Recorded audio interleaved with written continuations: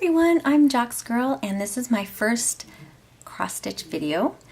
I do some other crafts, and so on my channel I do talk about card making and scrapbooking and different paper art, but this is something else that I do and I really enjoy. So I'm just going to show you a few things that I've finished this month. This is a bib that I started 7 years ago. I started with the little bunny. It was the little project that I would take to work on, and I had put it away and kind of forgot about it, so I brought it back out and went ahead and finished it.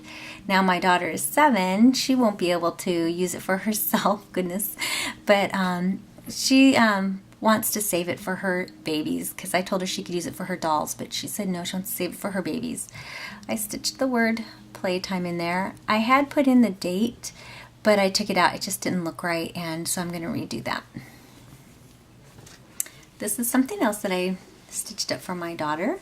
I started this one 5 years ago and I put it aside, and it's a little baby in a bathtub, and the little bathtub is an orange color because that was her favorite color at the time. I put the date 2016 in there. It only won't focus because that's when I finished it. But stitched her name, and I separated. I don't have the name like all connected together, so she can read it a little easier, because they're not learning that in the first grade yet, but she's trying. So I did that one. And then this month I started and just finished today this one for me. I have been a cross stitcher for 30 years exactly this month, and everything I have given away as gifts. I have not kept anything. I have done pictures and little Christmas ornaments and just different stuff, and just have never kept any of it. So now I'm starting to do it and keep it for me. The patterns that I had used for those all came out of this book, the 2001 Cross Stitch Designs. The book is a paperback. It sat in a car window for 1 hour in Palm Springs, and when I got back to the car, the glue had melted. So I went ahead and took it apart and just punched holes, put it in a binder, which actually, makes it easy to remove what I want to work on. And then I put it in one of these clear plastic page protectors that you get for scrapbooking.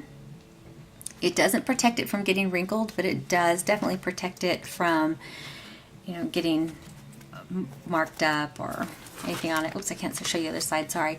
So anyways, I have the pattern. I can look at it and use it, and then when I'm done, it goes right back into my book.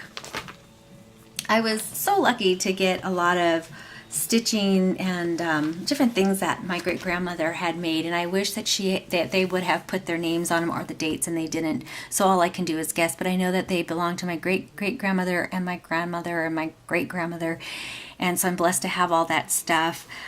So what I've learned from them is to go ahead and sign them and date them, and so there I'm starting to put the date on them. And actually the dating I got from watching FlossTube. But I went ahead and put 2016 because I have a lot of things that are from the early 1900s from my great-great-grandmother. And so had they put the date, it might have said 18 or 20. And, we're right there now.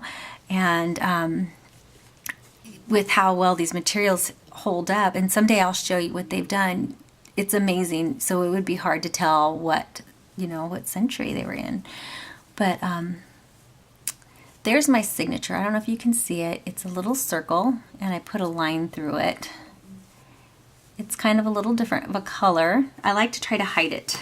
So in this one's really tiny. I don't know if this one will show up at all, but there's a little blue right in here. And my daughter likes looking for those. In this one, it's on the bunny, and it's pink. There, right in the center. And the idea that I got from that was watching a Native American woman who did a lot of beadwork, and in her designs she always put 2 red beads right next to each other, but it was a random thing, so it wasn't part of the pattern, obviously, and so that was her signature, and it was kind of fun to look and see, did that one belong to her. did it not? And so I got that idea from her probably well over 20 years ago. So anyways, that's why I put that little signature like that in there. My husband tells me I should put my initials, but I just said, it's my little quirky thing that I like to do. So I hope you guys enjoyed. I hope to be working on some other stuff. I kind of like the more vintage look from like the 1930s, 1920s, that era. So a lot of the stuff that I find today don't interest me as much as that, and so I do look for the older patterns, and that's what I enjoy stitching. So we'll see what I do this year, and hopefully I will have a lot more to share with you guys. Thank you for watching. Bye.